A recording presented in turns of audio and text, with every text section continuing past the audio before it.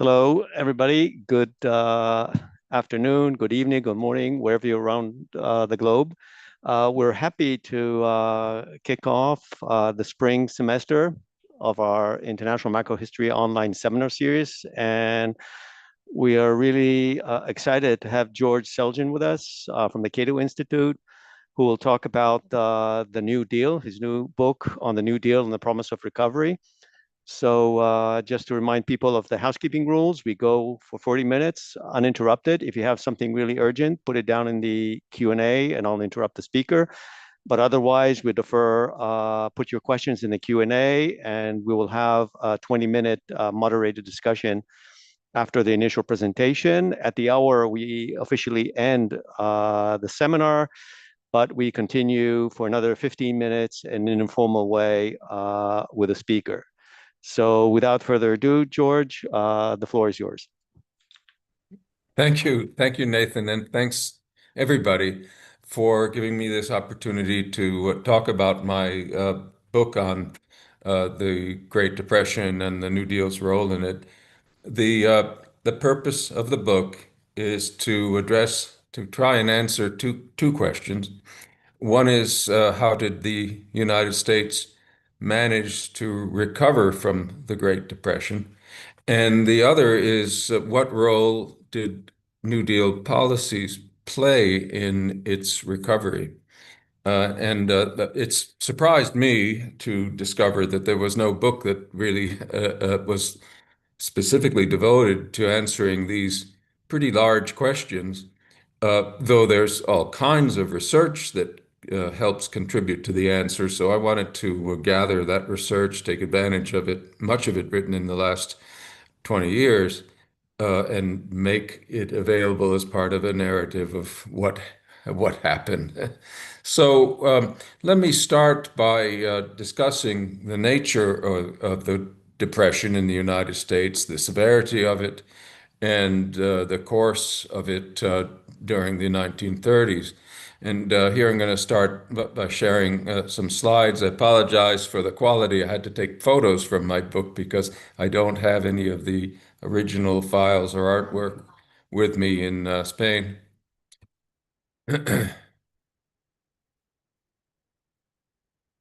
So the Depression, whoop, there we go.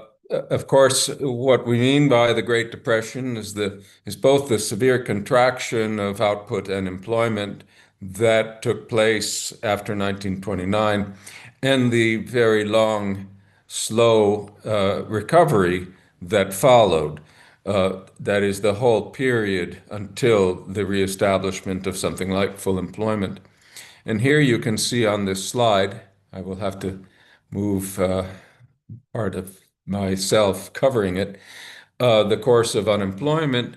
And as you can see, it reached extreme levels. The solid line is the conventional measure of unemployment, Stanley Levergott's.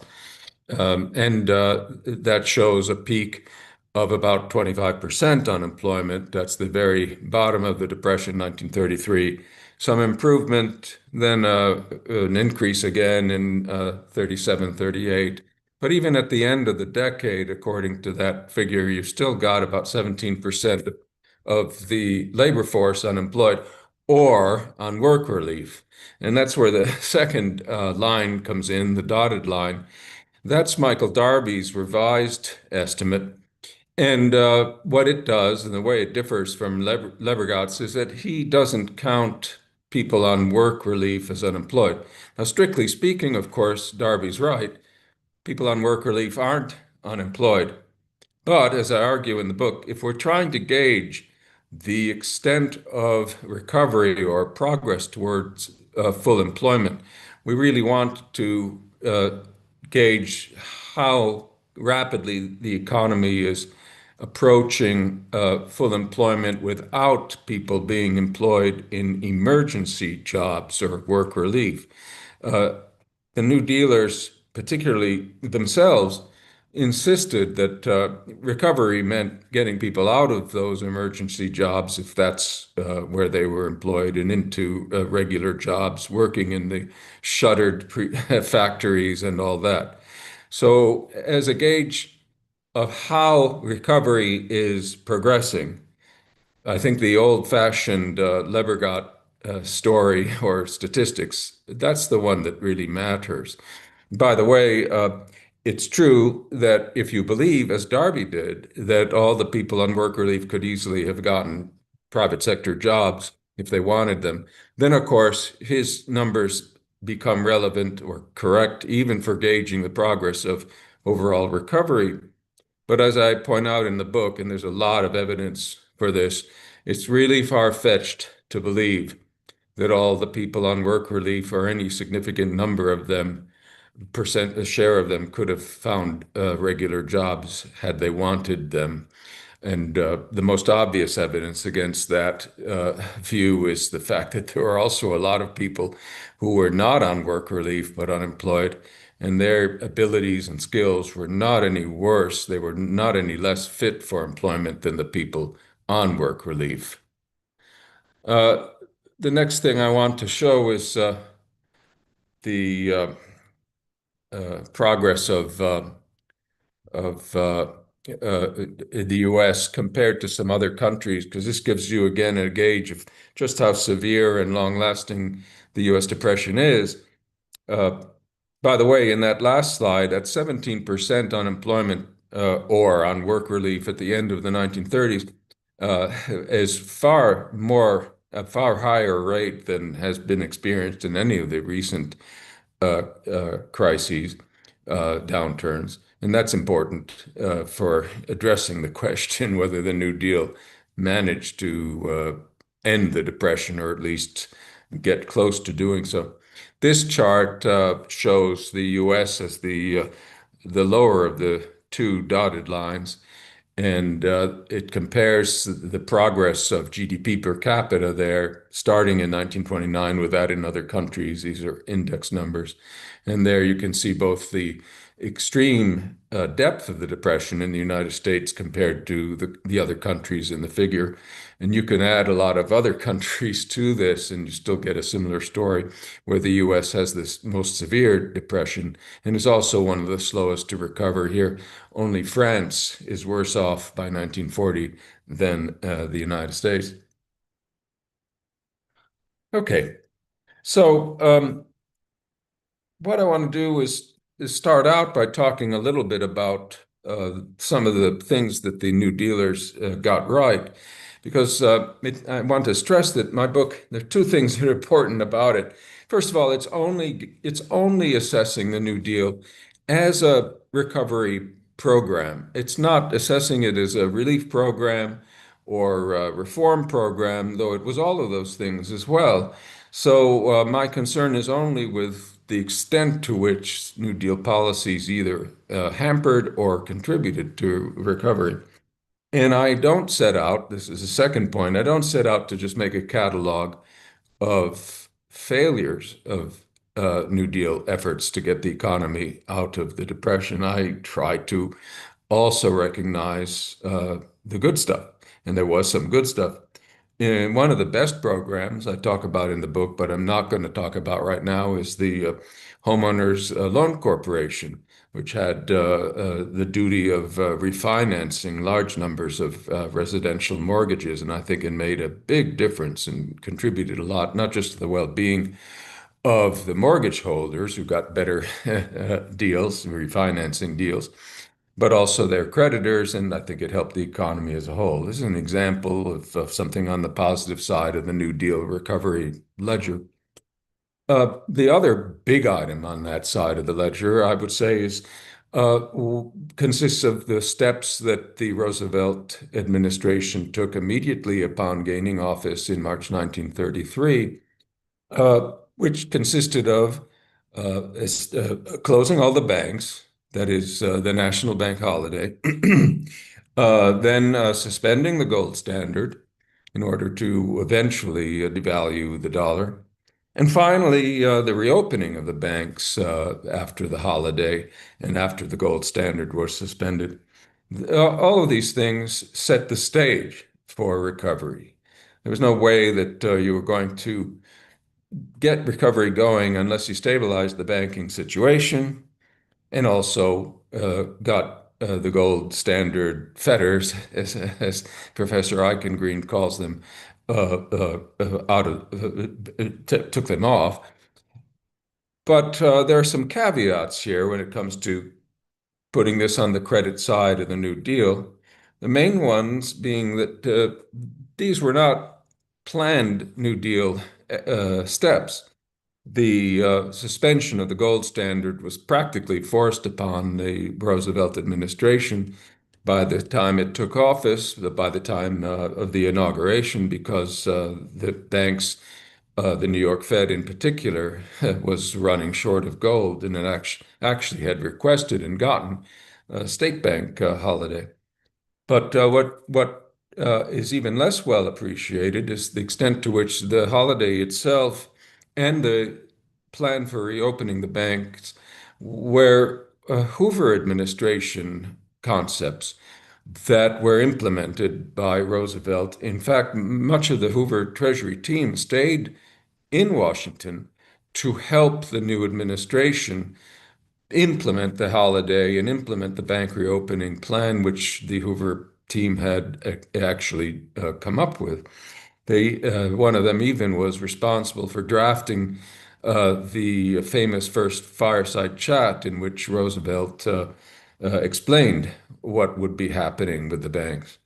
In many respects, this setting of the stage for recovery was more a Hoover administration swan song than part of the New Deal recovery effort, though, of course, we must give credit to the New Dealers for taking the advice of the Hoover experts and also implementing their plans. Um, I have more to say about this, but these steps were very important. And I'll just say one more thing, which is that although most people tend to credit deposit insurance with the successful reopening of the banks, that and the work of bank examiners deciding which banks were sound or not, the really important fact that allowed so many banks to be reopened when they were was simply the fact that people couldn't withdraw gold anymore. The big banking crisis that led to the national bank holiday consisted mainly of a run on the dollar, which, of course, meant a run to get dollars to convert into gold.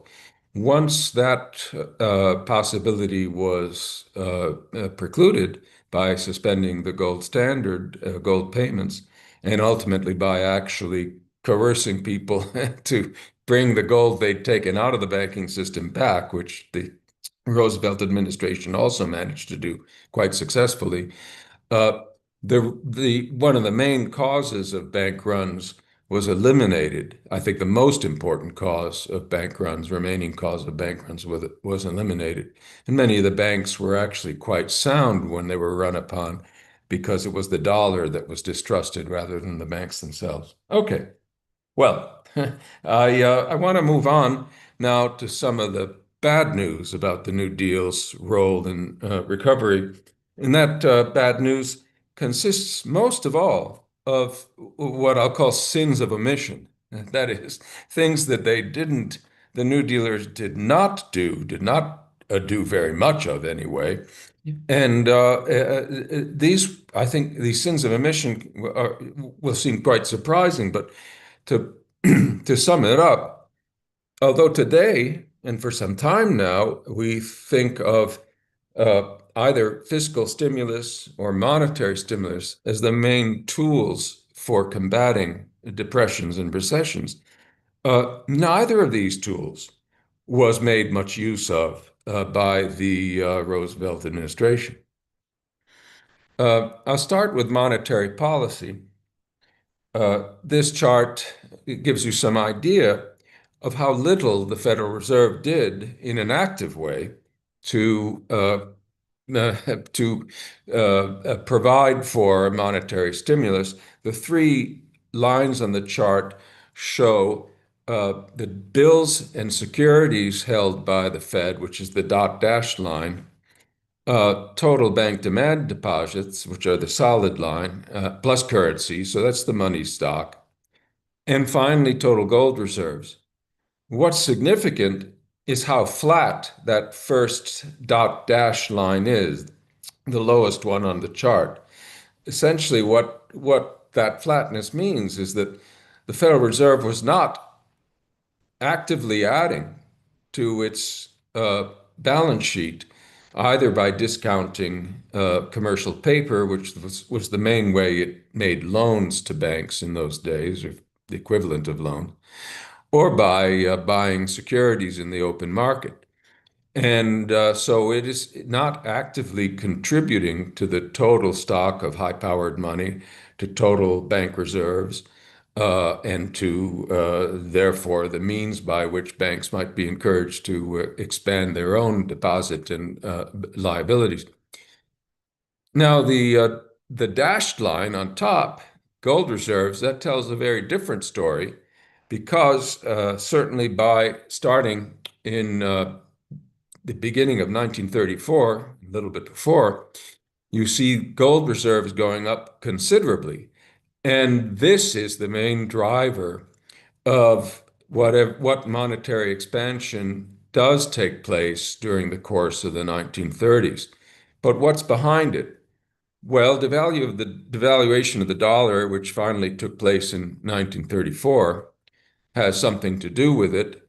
But that devaluation itself, for various reasons I go into in the book, would not have been responsible for the ongoing and substantial increase in gold that took place afterwards.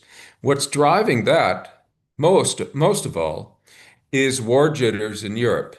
Hitler has become Chancellor of Germany in January 1933, but in 1934 he's really starting to gather power in leading to a complete dictatorship, eliminating competing political parties, dissolving the parliament, and so on. And the more fear there is of a renewed outbreak of war, the more Europeans are shipping gold to the United States. Now, the gold doesn't go in the Federal Reserve. The Fed gets gold certificates. The Treasury buys the gold. And that gold inflow continues in a big way, as you can see, throughout most of the decade, with some slowing down that I'll discuss later in 1936 and early 30s, especially in 1936. There's another factor that's driving the gold inflow, and again, it's not due to any deliberate U.S. policy. Stalin is subsidizing the Siberian mines in a big way in the 1930s. And that's resulting in a tremendous increase in their output, such that eventually, from being a relatively small, contributing a relatively small component of total gold production, by the end of the decade, or by 1936, actually, the Siberian mines are producing about a little more than half as much as the South African mines, which are by far the most fecund suppliers of gold in the world at the time. So all these factors, that is, the contributions of Hitler and Stalin, are more important really in driving the monetary stimulus that's taking place, such as it is, than any deliberate Federal Reserve policy. I'll say one more thing about this. Now, of course, Mariner Eccles becomes the head of the Fed after 1935, and he is nothing if not a cooperative New Dealer. So there's nothing in that situation that prevents the Federal Reserve from cooperating with the administration. If the administration wanted it to expand more aggressively, I don't think that Eccles would necessarily have put up a big fight. However, and Eccles was a big believer in fiscal stimulus, one of the biggest of this period. But he wasn't a big believer in monetary stimulus. He did not think that monetary stimulus was a good alternative, and neither did the Roosevelt administration. It'll surprise many people to hear it, but Roosevelt was not a big fan of monetary expansion. He wanted prices to go back up, but not that way. Well, I meant to say something about fiscal policy, and I seem to have jumped ahead to something that, let me see if I can find my policy slide. Hold on. Ah, yes, here we go. Um, Fiscal policy.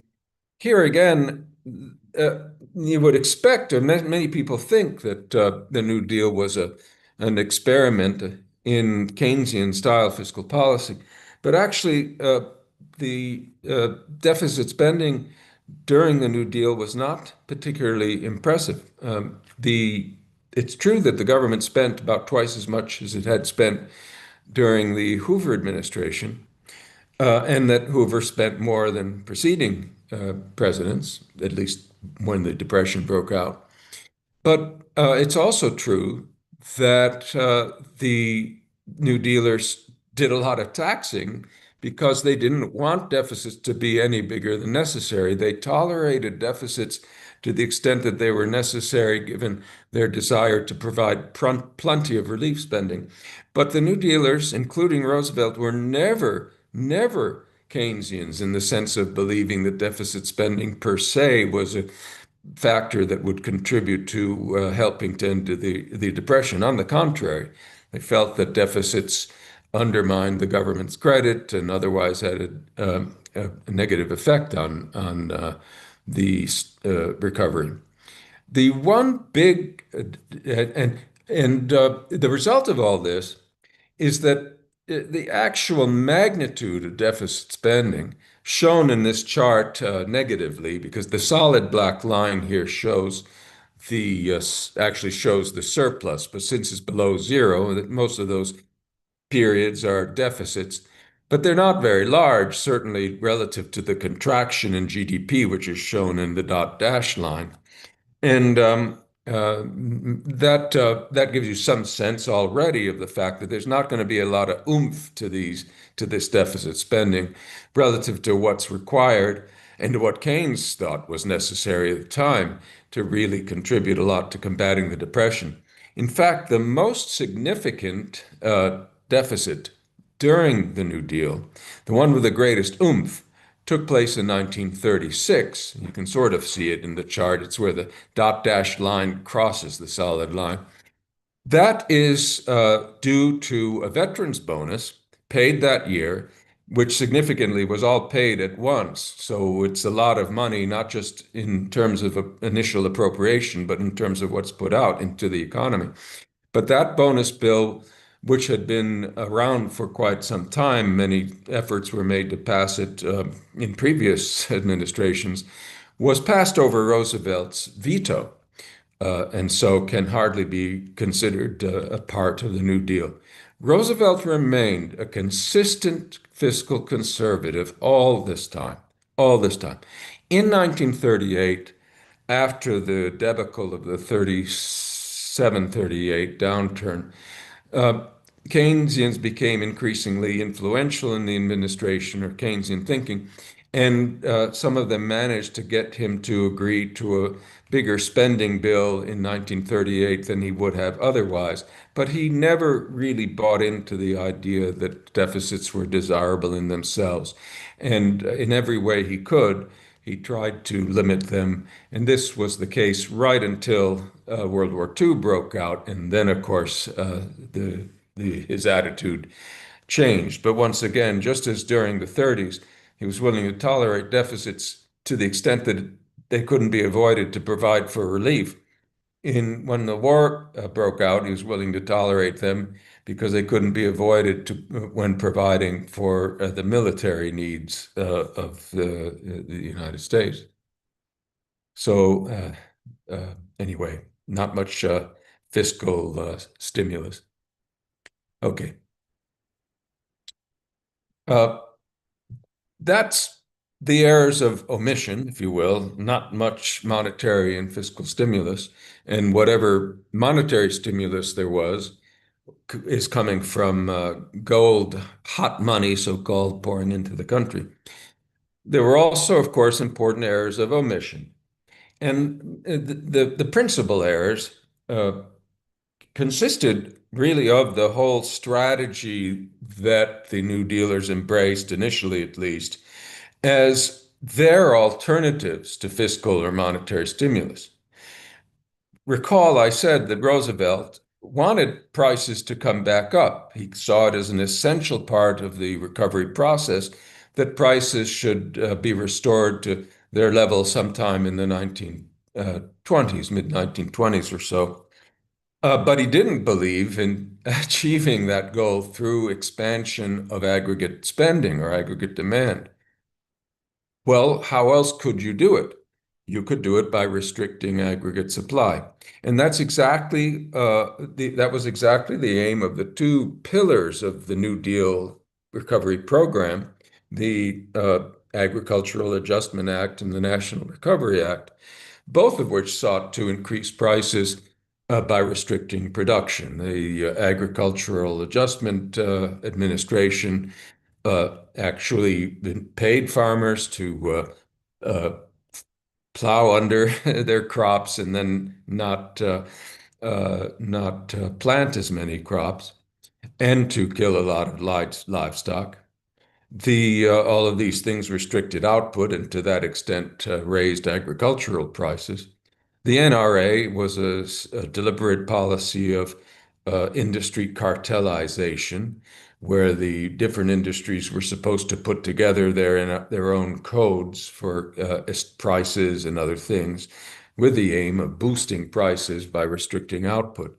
So you could get prices up by both of these means, by restricting overall supply. The fallacy, of course, was thinking that getting them up that way would be just as conducive to recovery as getting them up by giving people more to spend. And to summarize something I discuss at length, that many economists have discussed at length in other places, uh, uh, this effort to raise prices by restricting supply was hardly conducive to recovery. On the contrary, one of the things wasn't just prices of output and of output of agricultural and industrial output that were raised by codes or by AAA policies. There's also nominal wages. And in this chart that you see, which is taken from a paper by Chris Haynes, you can see the incredible increase in nominal wages that took place. That's the solid line after the implementation of the NRA, which included a wage regulation component. Compared to what Chris identifies as what would have been a normal progress for wage rates, hourly wage rates, given the circumstances at the time. So this, what Chris calls an anomaly in wages, he says can only be explained and can be perfectly well explained by the influence of the National Recovery Administration. The second hump, in the book, I compare this figure to a kneeling Bactrian camel with its gastrointestinal tract outlined. Uh, the second hump of the camel, the later hump, that's a result of strike activities and other things that stopped work and made hourly wages eventually go up. So this is the NRA and the AAA.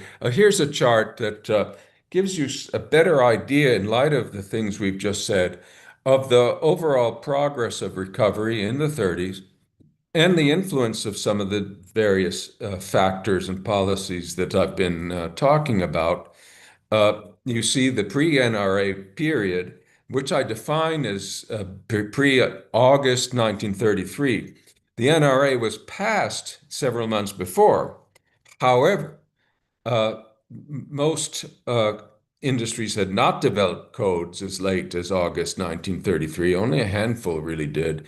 But in that month, the President's Reemployment Act went into effect, which was a substitute code that would apply to all industries until they developed their own. So that's when the NRA really gets some teeth.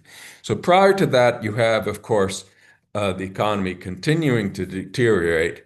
And then you see just before the PRA codes kick in, you see this burst of output. That's the solid line is industrial production. And part of that is also related to devaluation of the dollar and the beginning of that monetary stimulus that does take place based on a loosening of gold requirements plus the beginning of the gold inflow, although that will really take off most about a year later. But the other thing behind that burst of output is which is in the literature at the time they call this the boomlet, the boomlet.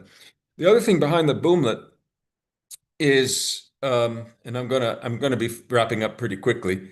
The other thing behind the boomlet is firms' anticipation of the codes that are about to kick in, which they know are going to raise prices of raw materials and labor. So there's a burst of productive activity and inventory accumulation in anticipation of that. And of course, as soon as the codes actually kick in, you see the boomlet ends and you have some reduction in industrial productivity.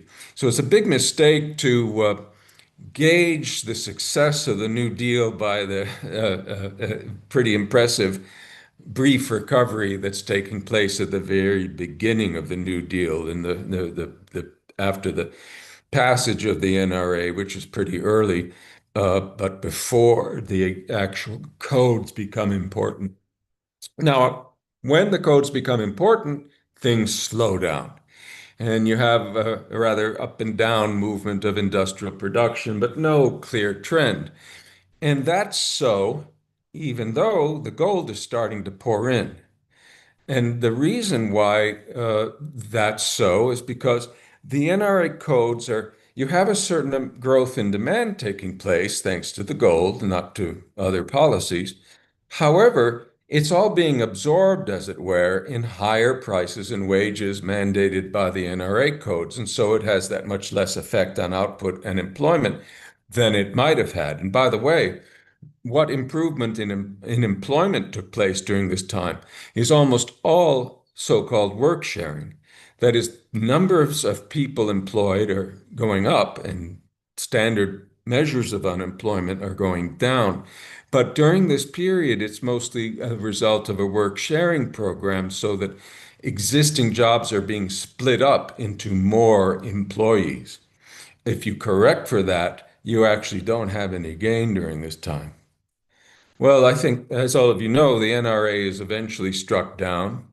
And so the second vertical line shows by the way, that middle dotted vertical line, that's when the gold is finally devalued and the gold starts coming in after that.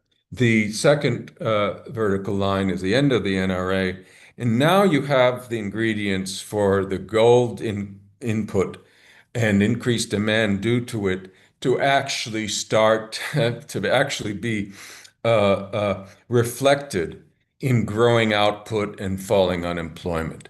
So we have to as it were, get the NRA out of the way and have the gold coming in, which is the only source of demand stimulus, the only important one, to really start seeing recovery, which continues until February 1937.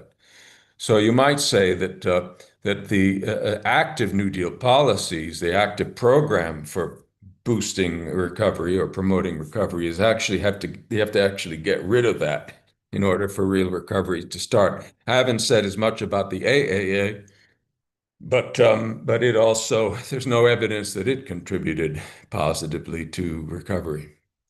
Now, I said that this is the progress up until 1937. Of course, there's a terrible depression within a depression that starts in 37 around May.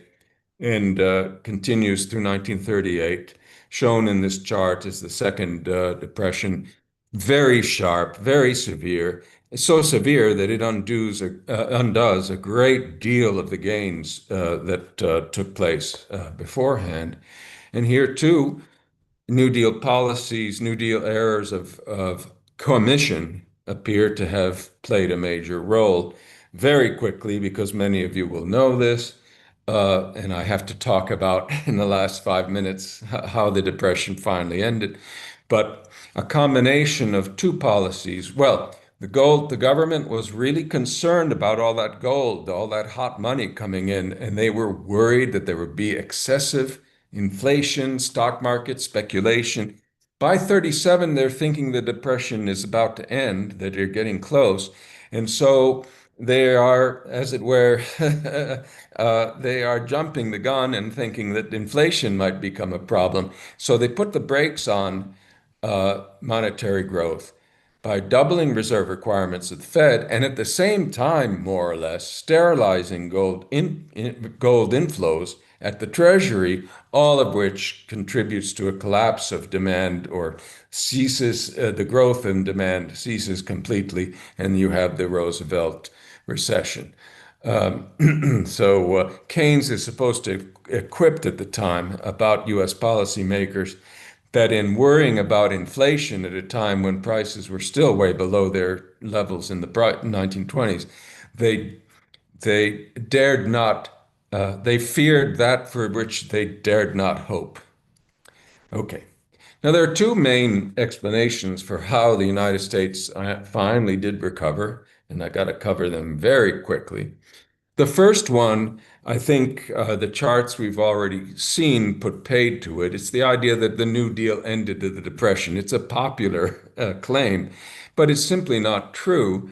By 1938, the New Deal was essentially effectively over as a active set of of recovery policies. The NRA had been declared unconstitutional. The AAA was continuing on, but there was no active new legislation. And as a result of the victory of the conservatives in the 1938 election, although Roosevelt also won the presidency, he was not able to get any more New Deal legislation through after that time. So most experts, most historians say the New Deal's over by 38. But of course, the Depression wasn't over. As we've seen, this high unemployment, and industrial production was way below where it should have been, according to trend. The second big popular explanation is World War II ended the Depression. And it did, as long as it lasted. But the problem with that explanation is it didn't last, thank goodness. And after the war, as this chart shows, there was a tremendous retrenchment in government spending. So yes, you had huge fiscal deficits, and nobody can deny that these were big enough, but by far, to do what Keynesian deficit spending is supposed to do, unlike the deficits of the 30s.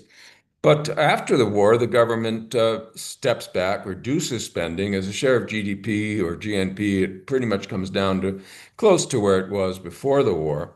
And all the troops come back, so they're looking for jobs again.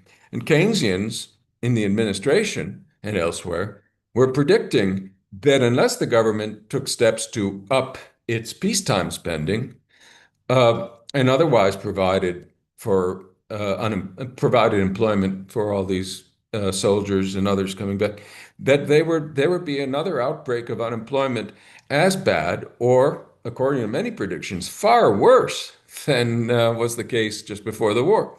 It didn't happen. Now, the real answer to how the Depression ended is the answer to the question, why didn't it happen? Why didn't the Depression come roaring back? And the answer to that question, which is sort of the $60,000 question, is is not, as some think, that consumers now had tons of savings, which they did, that they dishoarded after the war, so that private consumption spending picks up and makes up for the withdrawal of government spending. Except that didn't happen. It's true that consumer saving rates declined. But there was no saving, no saving after the war ended. Something else was allowing total aggregate demand to stay buoyant despite the government's withdrawal. And that something else was investment spending. This chart, I'll show you very quickly, shows a private fixed investment just absolutely collapsed. Net private fixed investment had collapsed during the 30s, and it didn't recover during the war. Uh, but after the war, as you can see here, it takes off. It takes off like a rocket. And why did that happen? Well, it happened for reasons that are easy enough to grasp if you realize why there was so little investment before. The business community was very, very uncertain about the future throughout the 30s as a result of changing policies or regime uncertainty, as well as outright hostile government policies, which became increasingly so during the decade. Roosevelt's rhetoric, as well as his actual policy plans, became quite anti-business.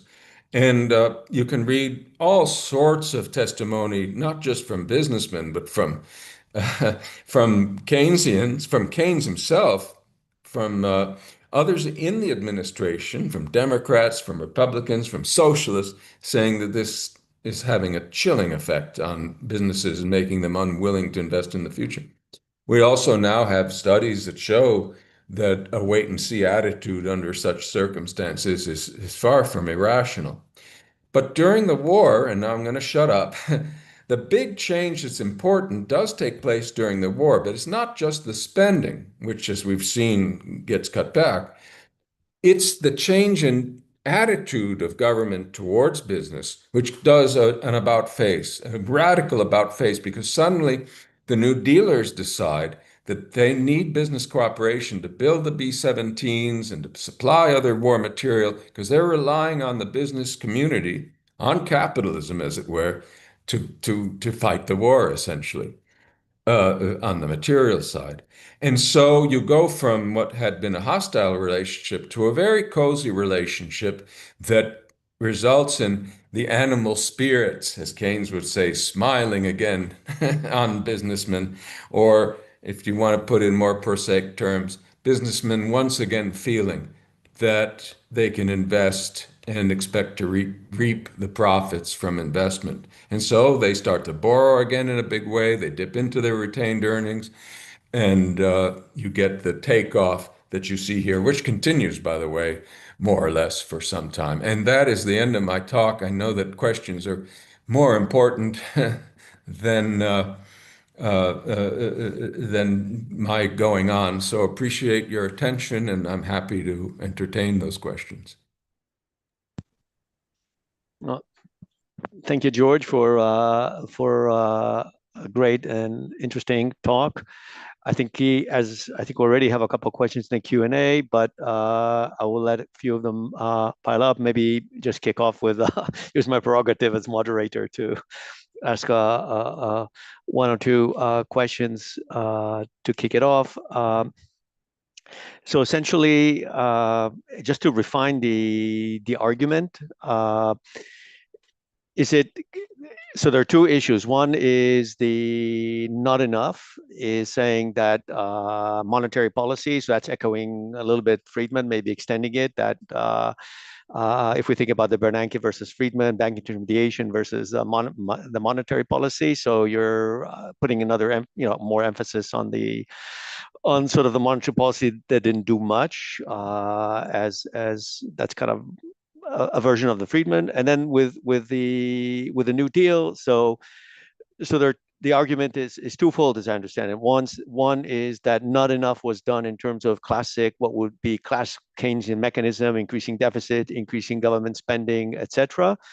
and whatever was done on the supply side economics was detrimental to growth. If I kind of summarize your view, so there are all these components, and I guess first of all, kind of what kind of weight you would put on each one of them in terms of importance. It's kind of doing this kind of factual analysis, which is sometimes very difficult, but just to kind of to sharpen the argument, because a lot of things were wrong in the 30s, that's for sure. But where would you say that if which component would have made a big difference if it were different?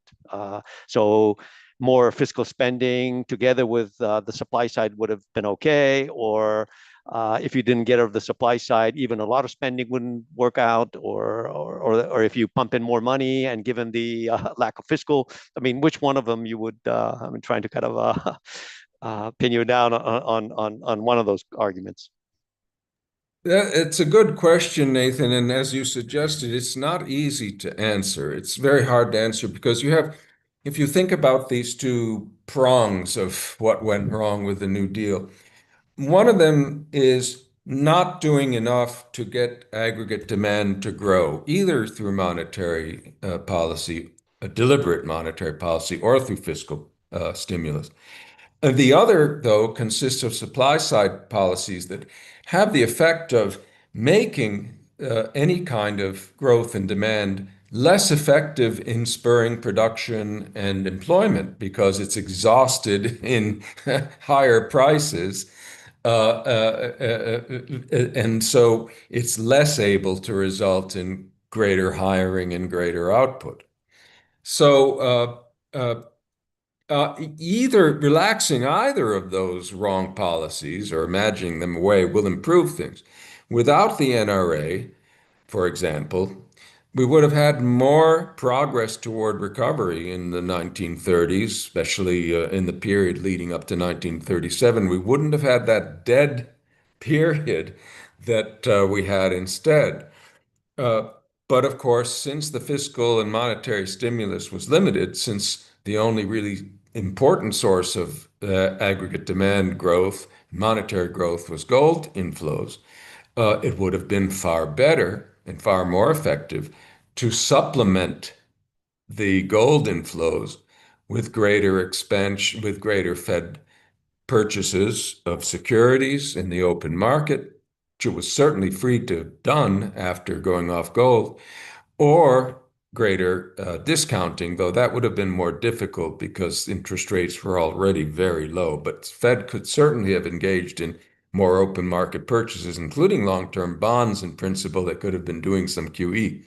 By the way, Chris Haynes, who we mentioned before, he regards the gold inflow as a sort of, and so did Keynes, by the way, they both regarded it as a sort of QE. Keynes said, all this gold coming from Russia, that's going to be helpful because it's going to lower interest rates, going to lower long-term rates, just as QE would do, except there's no deliberate QE going on, and there could have been, and I think it would have helped. But I don't know, I really don't know how to say which of those, which, which, if relaxed, of those two errors would have given the greater uh, gain in employment and output. It's difficult to say. So I haven't really answered your question, but it's because I don't know. Oh, I mean, I just tried. I mean, I think it's a very interesting discussion, Yeah. especially if we think about kind of what some policy recommendations from this. Yeah. I If think, you had just gotten rid of the AAA and the NRA and things like that, uh, and had no basis for growth in aggregate demand, then of course it wouldn't have made much difference. Would have made a very small difference. So you had to have demand growing. The gold input was substantial, fortunately, but it just wasn't taken advantage of the way it might have been. and so you already answered the first question about QE. So I'll move on to Eugene White's question. that first of all, comments this is a very balanced survey of the causes and responses. I guess that's kind of following up on our discussion right now. And he said that he would emphasize that open market operations were not used because there was very little government debt. So these things are in some say linked. It was used primarily by the Fed to support discounting. Also, the flow of gold into the United States after 1933 has a lot to do with the crisis and collapse of the gold bloc. In general, what is different in your interpretation, say, from Christina Romer's? Well, I'll answer the last question first for Eugene because it's the easiest one. I don't see that I have much of a difference with Christina Romer, whose research, of course, I relied on to draw the conclusions that I presented here about gold inflows. I think the one twist is putting more emphasis on the Siberian mines and Stalin, because it was not just a question of European gold shifting to the United States, but of a substantial increase in gold output, which was partly due simply to devaluations raising the relative price of gold, but also to the deliberate policy of Stalin, which was about as important. So these are very minor differences or supplements of to Christina Romer's arguments. Um, and I don't disagree about the gold block. That's an important that's certainly an important point.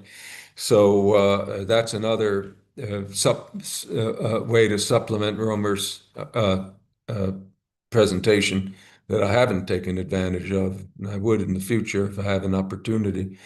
On the question of government debt, well, you're right. The lack of deficit spending, of course, is here contributing in a way, indirectly, to the lack of monetary stimulus by constraining the Federal Reserve's capacity for open market operations. However, that constraint was not binding. They certainly could have bought, certainly were more opportunities for buying government debt, but the Federal Reserve simply wasn't pursuing that. It had done so under Hoover. Under Hoover, there was a round of, at the Fed, there was a round of open market purchases that Hoover himself personally did a lot to encourage. But it wasn't very much, and it did not last very long. And the people at the Fed, many of them were quite skeptical, and they were also concerned at that time because of the gold standard that this was going to hasten the day of reckoning. That was not a constraint after the U.S. went off gold and devalued. That constraint had been relaxed. So I think they certainly could have done a lot more. Whether they could have done as much more as one would like, that's another story. And that's why I think there would have been a role very well might have been essential for fiscal policy to fiscal stimulus to supplement whatever monetary stimulus could have accomplished at the time.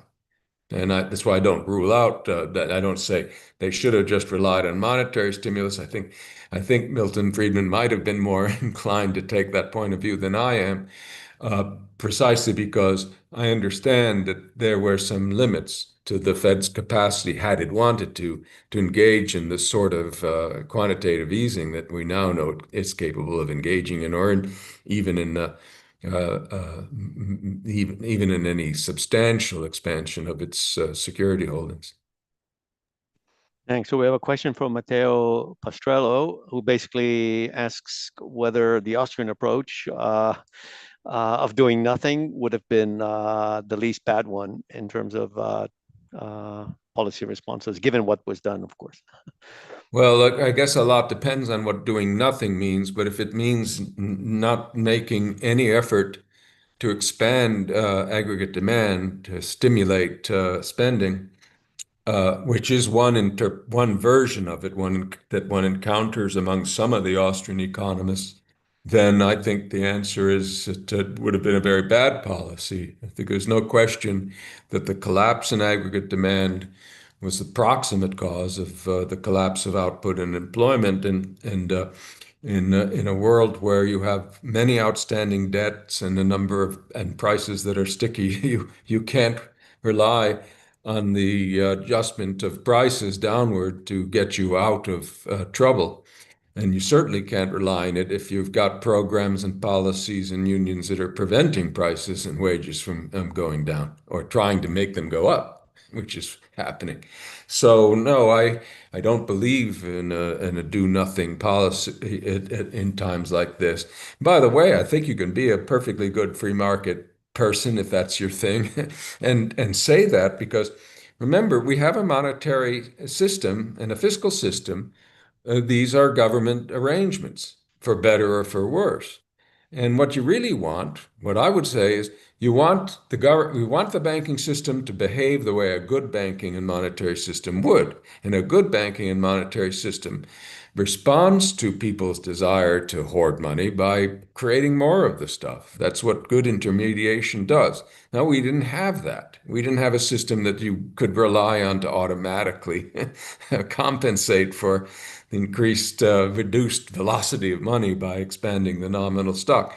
But we want our government-based monetary systems to behave as an ideal market system might behave. And that isn't doing nothing. Finally, one last point on the Austrians. To be fair, you do have those who think monetary expansion is always a bad thing, but then you have others, including Hayek, whose ideal, at least in theory, what he told the British government and what his books say are two different things here, by the way. In his books, in Prices and Production and some other works, starting in the 30s, he believes that the ideal is a constant flow of spending, or M times V, which again means the money stock has to grow if velocity's collapsing and grow enough to offset that. So that's not a do-nothing policy. The problem with Hayek is that he also wanted to see the backs of the unions broken in England. And so he was looking at deflation as a sort of second best policy, or maybe first best policy, rather than sticking to the prescription that his own works pointed to. So anyway. Yeah, we're almost approaching our time. So I don't know if you can give a quick answer, but I think it's also a sales pitch for your book. So this question by Stefan Halaimi saying, the New Deal failed, as you point out in your book. Why is the myth been so entrenched? Is it some historian perspective, preference of action over inaction, and some Yeah. it's just a big, it's probably It's a big a question. spiel for your Well, book. part of the problem is that people don't do what I've tried to do in my book, which is unravel the New Deal's contribution to recovery from the Great Depression from its other contributions, like long-run reform or providing relief for the unemployed, either through work programs or otherwise. And you have to unravel those things. I don't claim in my book, I don't try in my book to make a general criticism of the New Deal. I even say that, look, it's possible that all told, the long run results of the New Deal may have been worth its failures during the 30s. Okay, we had a longer depression and all that, but look at all the programs that were implemented and their good effects or what have you. So, a lot of people become defensive because they assume that if you want to criticize any part of the New Deal or you criticize it for failing to achieve some of its goals, which is what I am doing in this book. I'm saying, look, it really wasn't great as a recovery program, that you are thereby rejecting the New Deal, including its efforts at reform, securities markets, whatever, or even rejecting its things like the Civilian Conservation Corps, which I think was a great idea. I'm not against work relief, but relief is not recovery. So I think that's part of the problem. Of course, the other part of the problem is just simple politics. It's that people don't want to don't want to see their favorite president criticized at all, and that sort of thing. But I've tried to be fair. I've tried to only look at the recovery contribution of the New Deal, and I think that it's very difficult to conclude on the basis of extant research that it was very successful in helping the economy get out of the depression. Well, thank you, George. So I think we just ended on time for the official 1 hour mark, and we will go for another 15 minutes informally. And I think there are plenty of people hanging still around, and lots of questions in the Q&A. So I think we will have an exciting 15 minutes. But just before we leave, I will remind our viewers that we meet again in 2 weeks. Chanyu Fan from Yale University will talk about the geopolitical determinants of economic growth, also very topical given what's going on right now. And the moderator will be Ethan Letsky from the LSE. So see all of you in 2 weeks. And now we can go on into the extra time and the more informal part. So I think I can unmute Elena. She's next in line if she wants uh, to ask you directly. So I unmuted her. So let's see. Yeah. Hi, Elena. Thank you, Nathan. I just wonder, I mean, I'm totally agree that prices increased in the 30s and that it was restricting aggregate supply policy. But I wonder how can you have a recovery? And I wonder the importance of the decrease in the real debt of firms in that period. If this can be at least part of the story of the recovery. Yes, of course it can. And but here again, it's important to uh, be aware that it matters how you get prices to go up. So if we're talking about expanding demand and getting prices up that way, then not only are you reducing the real debt burden, which inflation, of course, deflation has added to, uh, but you're also providing relief or aiding recovery by giving people more money, by having people spend more money, so firm revenues go up. You need revenue to pay your debts, whatever the price level is doing, right? You need to have earnings. If you raise prices through supply side restrictions, you may be reducing still the measured real debt of firms, but you're not giving them any of the nominal means to pay the nominal debt. They need income. They need nominal income, right? So the answer is sure, firms are going to really be better off and better able to pay their debts if prices rise because demand is growing, so that nominal earnings are also rising, but not really helping them much by raising prices in the other way, because in that case, their earnings don't go up. No earnings means you can't pay. I hope that answers the question. Thank you. So I'll unmute Thilo, or if you're, yeah, unmuted you, so you can ask your question. Thanks for the talk. I was just wondering, uh, so you didn't talk so much about Egerson's work on expectations, which I think is like the main way people that do academic research think about the effects of FDR on the economy right now, right? Because I mean, you also have the work by Eichengreen and others that say, fiscal policy wasn't really tried and it wasn't quite understood, of course, at that time, as Robinson said once. So I want you to, so how do I think about that in your relation in relation to your book? Yeah. Well, you may have missed it, but I said that fiscal policy wasn't tried. Economists have been I saying it since Cary Brown said so in the yeah. 1950s. So on that part, we have no problem. I do discuss Egerson's work in the book. I didn't have time to talk about it now, but if that work is now considered by most economists the best way to think about the NRA and other price-raising efforts of the New Deal, then I'm very sorry for the economics profession because it's a terrible argument. It's a very bad argument. And it's bad because once again, it matters how you get prices to go up. There is no, there's no reason for people to look forward to higher prices when demand isn't growing, uh, and they can't pay for them. Then that's a lot different from thinking prices are, uh-oh, excuse me, just a second.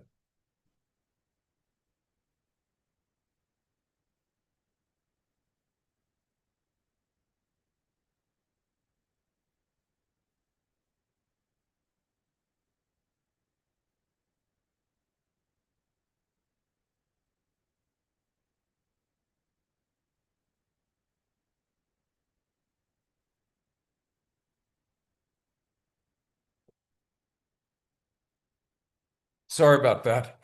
Um, if you think prices are going up because demand is growing, then of course, yes, those positive inflation expectations give you hope for the future and give you a reason to be more optimistic and to go on spending.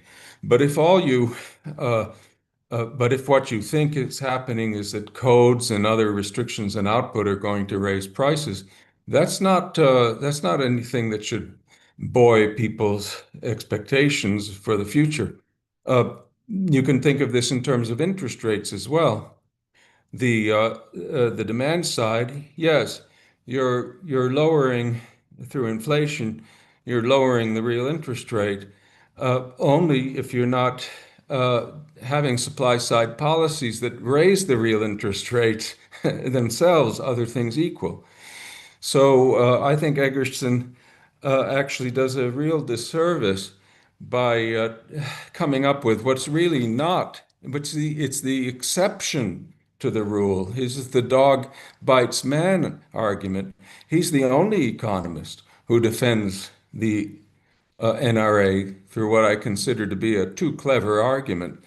And why economists should grasp onto this one theory when there are oodles of reasons for thinking the NRA was counterproductive.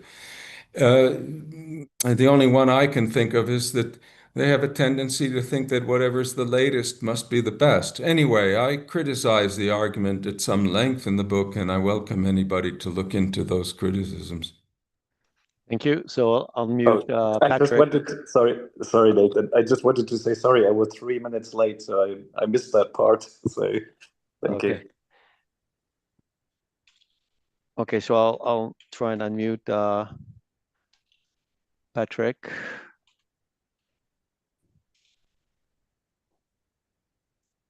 Yeah, go ahead, Patrick. I think you're unmuted. Thank you. Yeah, my question is about the policy debate in the 1930s. Was there a systematic body of thought that said everything that FDR is doing is wrong, and there's an entirely different way of going about it, whether it would be monetary policy or the whole package? Or did people more or less say, well, I don't agree with this and that, but FDR is doing a good job? I mean, were the Republicans systematically against what FDR was doing? Well, the Republicans were systematically against it, but not necessarily because they had, good economic arguments.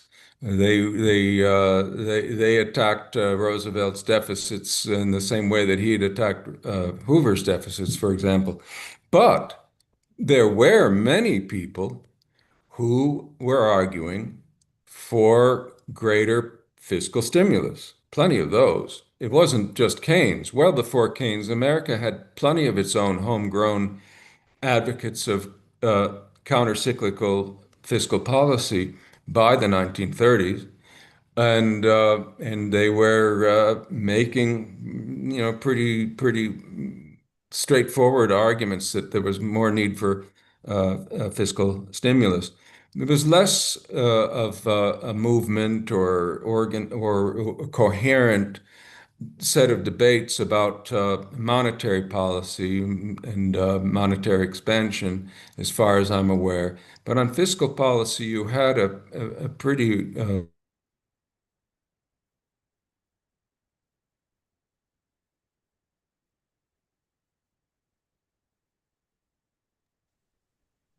The power went out on his end. Oh. Let's see if it comes back.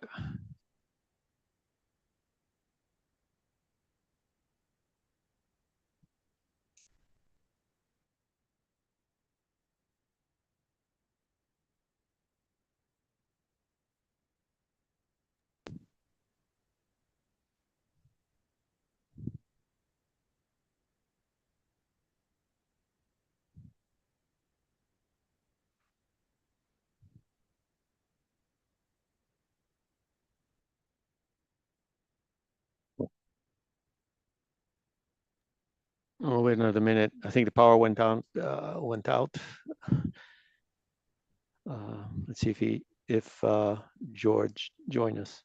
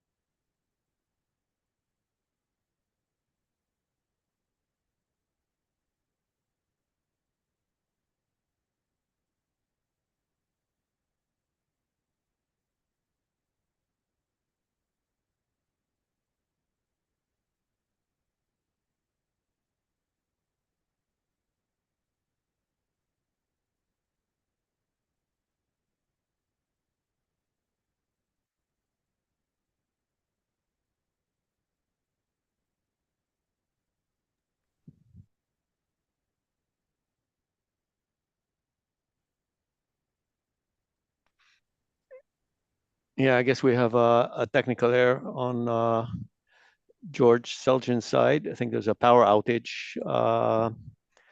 as far as I can see. So we're anyway a minute and a half or so before the end of the official time. So in absentia, I will thank George and all of you for a very interesting conversation. There are a lot of questions left in the Q&A. Hopefully we can send it. Hopefully we can send it to George, and he can answer you in person. So with that in mind, so I'll just say good evening, good afternoon, good morning, wherever you are, and see you in a couple of weeks.